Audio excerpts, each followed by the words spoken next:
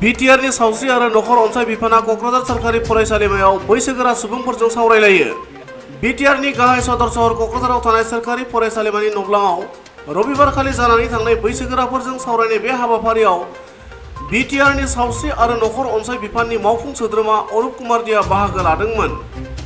बैसोगोराफोरजों सावरायनाय बे हाबाफारियाव बिटिआरनि लेङाइ गाहाय मावफुं सोद्रोमा गबिन्द चन्द्र बसुमतारीजों लोगोसे गोबां बैसोगोरा सुबुंफोरा बाहागो लादोंमोन।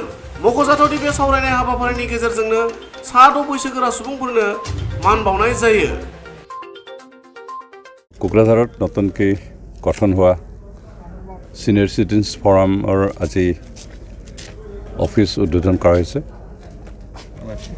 আৰু ইয়াৰে আজি ইয়াত মুকলি সভা হিচাপে এটা সভাৰ আয়োজন কৰা হৈছিল।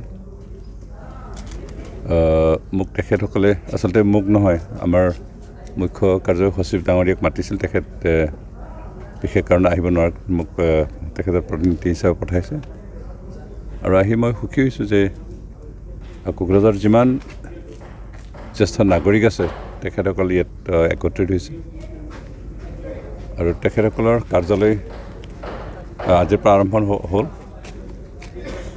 বহু সময়ত আমি দেখা পাওঁ যে আমাৰ জ্যেষ্ঠ নাগৰিকসকল একত্ৰিত নোহোৱাৰ কাৰণে অকলে অকলে নিজৰ ঘৰত পুৰণি দিনবোৰ সোঁৱৰি সময়বোৰ কটাব লগা হয়। বহু সময়ত সমাজে অৱহেলাও কৰে, নিজৰ পৰিয়ালবৰ্গই নিজৰ পুত্ৰ সন্তানসকলে অৱহেলা কৰে। তেনেকুৱা হোৱাৰ ফলত তেওঁলোকৰ মানসিক চিন্তাধাৰা অৱনতিৰ পিনে যায় আৰু তেনেকুৱা ব্যৱস্থাৰ কাৰণে আজি বহুতো জ্যেষ্ঠ নাগৰিকসকল অকালতে মৃত্যু সাৱটি লোৱা তেনেকৈ দেখা পাওঁ। কিন্তু আমি বহুত চিন্তা কৰিলোঁ বিশেষকৈ আমাৰ মুখ্য কাৰ্যবাহী সদস্য ডাঙৰীয়াই চিন্তা কৰি উলিয়ালে যে আমাৰ যিসকল জ্যেষ্ঠ নাগৰিক আছে বিশেষকৈ কোকৰাঝাৰত তেখেতসকল একত্ৰিত হ'লে অন্তত আমাৰ বহুত কামত আহিব, সমাজৰ বহুত কামত আহিব।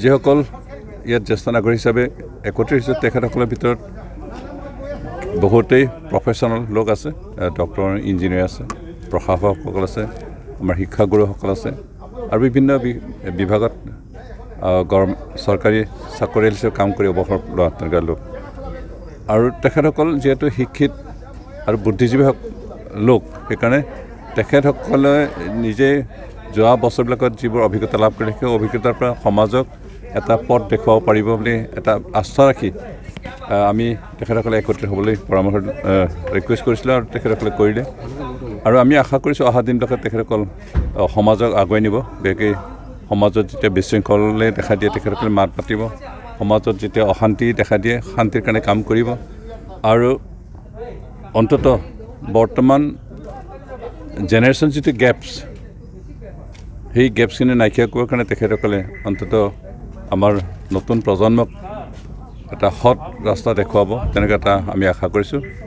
কাৰণ বৰ্তমান যুগত নৈতিকতা বোলা ধাৰ্মিকতা বোলা তেনেকুৱা প্ৰায় নাই আৰু সেইখিনি যিহেতু আমাৰ জ্যেষ্ঠ নাগৰিকসকলে সেই সকলো বিষয়ৰ ওপৰত গুৰুত্ব দি জীৱন ধাৰণ কৰিছিল আৰু তেওঁলোকৰ অভিজ্ঞতাটো আমাক এই পথ প্ৰদৰ্শন কৰিব।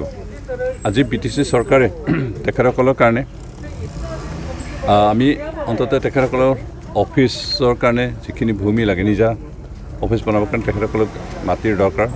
আমি তেখেতসকলক মাটি দিয়াৰ এটা কথা দিছোঁ, আমি মাটি দিম BTC চৰকাৰৰ তৰফৰ পৰা। লগতে তেখেতসকলৰ অফিচ কাৰ্যালয় আমি বনাই দিম আৰু বৰ্তমান যি টেম্পৰাৰী হিচাপে অফিচ হিচাপে ব্যৱহাৰ কৰিছে তেওঁলোকে বড়ো কালচাৰেল চেণ্টাৰত তাত যিখিনি ফাৰ্নিচাৰ লাগে, যিখিনি সা সুবিধা লাগে গোটেইখিনি আমি BTR চৰকাৰৰ পৰা যোগান ধৰিম। এই কথাখিনি আমি প্ৰতিশ্ৰুতি দিছোঁ আৰু অকল প্ৰতিশ্ৰুতিতে আমি সম্পূৰ্ণৰূপে ৰূপায়িত কৰিম।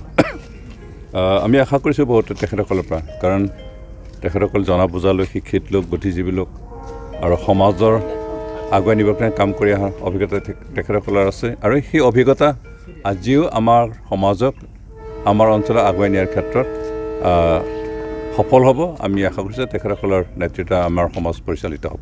এই সিনিয়ৰ সিটিজেন অনুষ্ঠানত মই আৰু আমাৰ BTR ডেপুটি চিফ তথা গোবিন্দ বসুমতাৰী ডাঙৰীয়া আমি দুজনে আছিলোঁ। লগতে ইয়াতে সিনিয়ৰ সিটিজেনৰ ভিতৰত আমাৰ কোকৰাঝাৰ কলেজৰ অৱসৰপ্ৰাপ্ত আমাৰ শিক্ষকসকলো আছিলে, প্ৰফেচাৰ প্ৰিন্সিপাল তেখেতসকলো আছিলে। তো আমি এটা পৰিৱৰ্তন বিচাৰিছোঁ। এই পৰিৱৰ্তনটো হ'ল যে আমি চৰকাৰ মানে সিনিয়ৰ সিটিজেন ব্যক্তিসকলৰ কাৰণে কি কৰিব পাৰোঁ। কাৰণ সিনিয়ৰ সিটিজেন ব্যক্তিসকল আজি ইয়াতে যোন ব্যক্তিসকল আছিলে তেখেতসকল এটা সময়ত আমাৰ শিক্ষক আছিলে, প্ৰিন্সিপাল আছিলে। তেখেতসকলে আমাক ভালকৈ শিক্ষা দিছে। ভালকৈ শিক্ষা দিয়াৰ পিছত আজি আমি মানে মানুহ হ'ব পাৰিছোঁ, আমি শিক্ষা লাভ কৰিব পাৰিছোঁ। তো এতিয়া তেখেতসকল অৱসৰ হৈ গৈছে। এনেকুৱা বিভিন্ন চৰকাৰী ডিপাৰ্টমেণ্টত যোন ব্যক্তিসকল অৱসৰ লাভ কৰিছে বা বয়স 70-80 হৈ গৈছে, তো তেখেতসকলৰো কেয়াৰ লোৱা আমাৰ চৰকাৰৰ দায়িত্ব। যাৰ কাৰণে নতুনকৈ কোকৰাঝাৰ ছিনিয়ৰ চিটিজেন ফৰাম গঠিত হৈছে।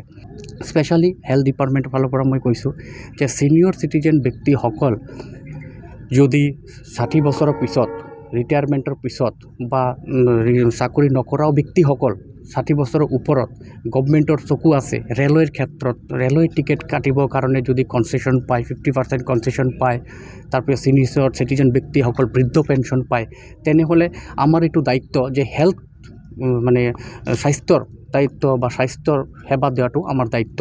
তো বহুত এনেকুৱা ছিনিয়ৰ চিটিজেন ব্যক্তিসকল আছে যোন ব্যক্তিসকল নাকি গাঁৱত বসবাস কৰে, কিন্তু মেডিকেলৰ অহা যোৱা তাৰ দেহাও পাৰ্মিট নকৰিব, গাড়ী ভাড়া লাগিব, এজন গাইডেন্স লাগিব।